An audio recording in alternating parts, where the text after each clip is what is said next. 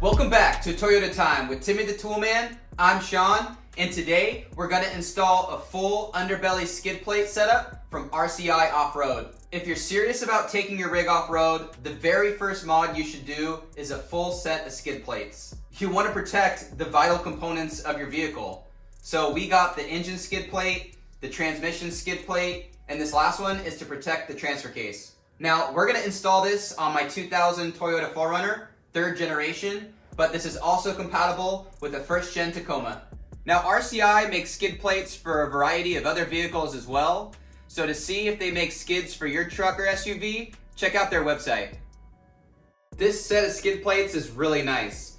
You can tell there's a lot of quality craftsmanship here, and their black powder coat option gives you a great rust-resistant, durable, and high-quality finish. All these skid plates come with their own hardware, and the engine and the transmission skid also come with service openings to make it easy for you to change your engine oil or your transmission oil without removing the skids. One nice feature that I really like about the engine skid plate is that it has these bolt protector rings that surround the exposed bolts in this area, shielding against any physical damage when you go over an obstacle. You'll also notice that these are laser cut out of 3/16 inch steel and will give you some great protection when you're off-roading. And there's also no drilling involved with this setup. Everything's gonna bolt up to factory locations, and it should just take a couple minutes per skid with some basic tools and a floor jack. So with all that said, let's pull the truck inside the garage and get this thing installed.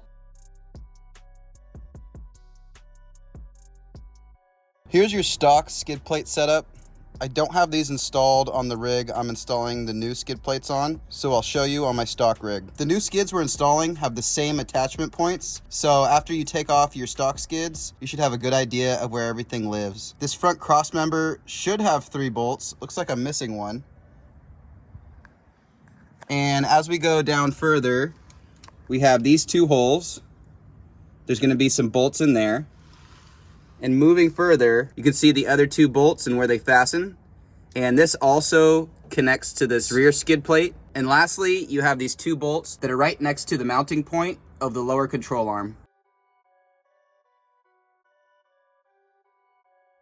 All right, now that we got the stock stuff out of the way, we're gonna install the aftermarket skids from RCI Offroad.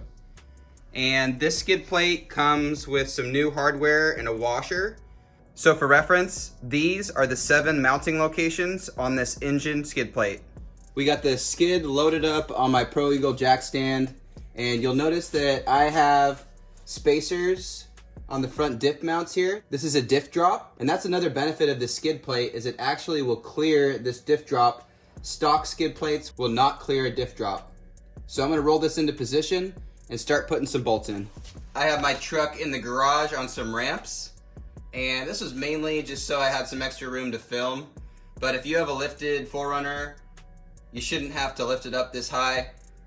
If you have a stock 4Runner, you probably do want to lift it up because you're not going to have a lot of ground clearance, and it might be a little tight underneath there for you to fit in there with the jack and all that stuff.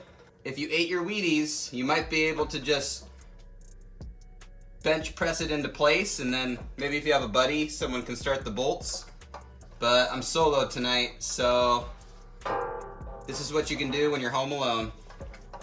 So I'm gonna get my first bolt with washer started in the center here. I'm not gonna tighten anything too crazy. Everything's gonna go by hand. I'm gonna keep it loose. And as I get to the next skid plates, you'll see why, because the skid plates interface with each other as you go down the line.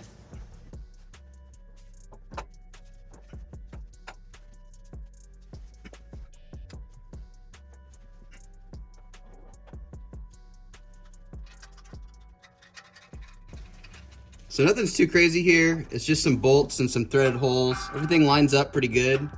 I'm just going up with an extension here. I have a 13mm and everything should be threaded by hand. Again, it's really important. If you have some sticky threads, you can get in there with a thread cleaner or maybe just some brake cleaner just to clean it up a little bit.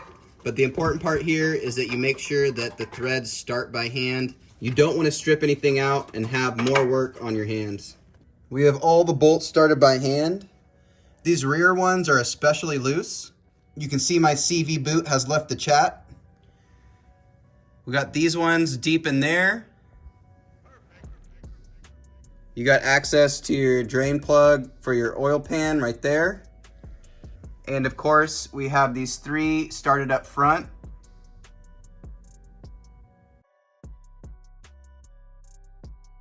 Here's a closer look at the transmission skid plate that we're about to install next. And here's the hardware that it comes with. You have some carriage bolts, washers, lock washers, and nuts. And you also have these thick half-moon washers. You're gonna wanna orientate the service hole here towards the back of your vehicle. That way it will line up with the transmission drain so you can easily service your transmission fluid when you need to. And on the back side here, we have some square holes for the carriage bolts. And on the front, we actually have some cutouts, and that's actually gonna interface with the existing bolts on the engine skid plate we just installed.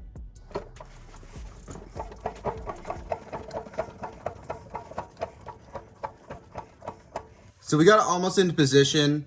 It's pretty much level with the engine skid plate. What we're gonna do is just jack it up a smidge, get it above the engine skid, and then slide it towards us so it interfaces with these bolts right here.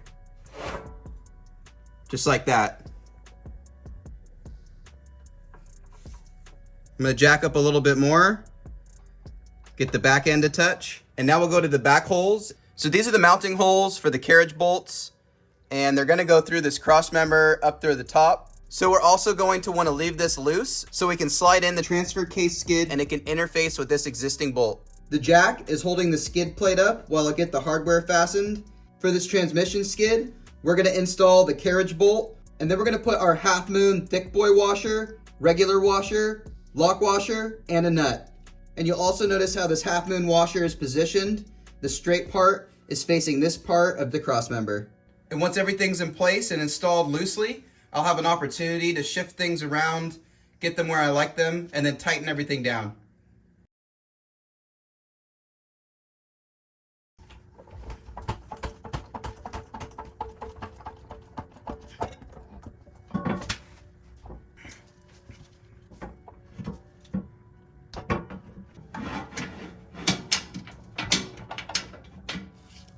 So I got the transfer case skid slid into position.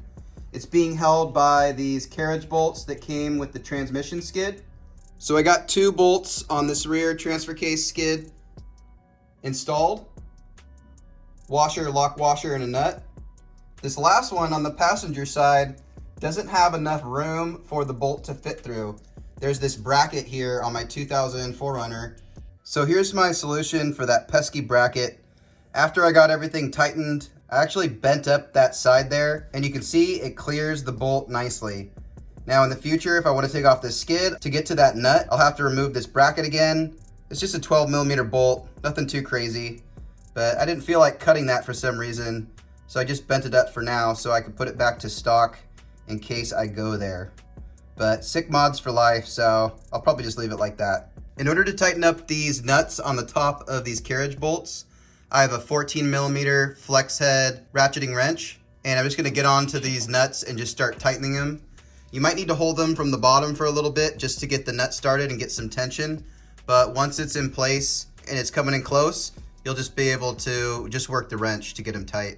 So all the fasteners are tight, the skid plates are secure, and now we're ready to hit the trails.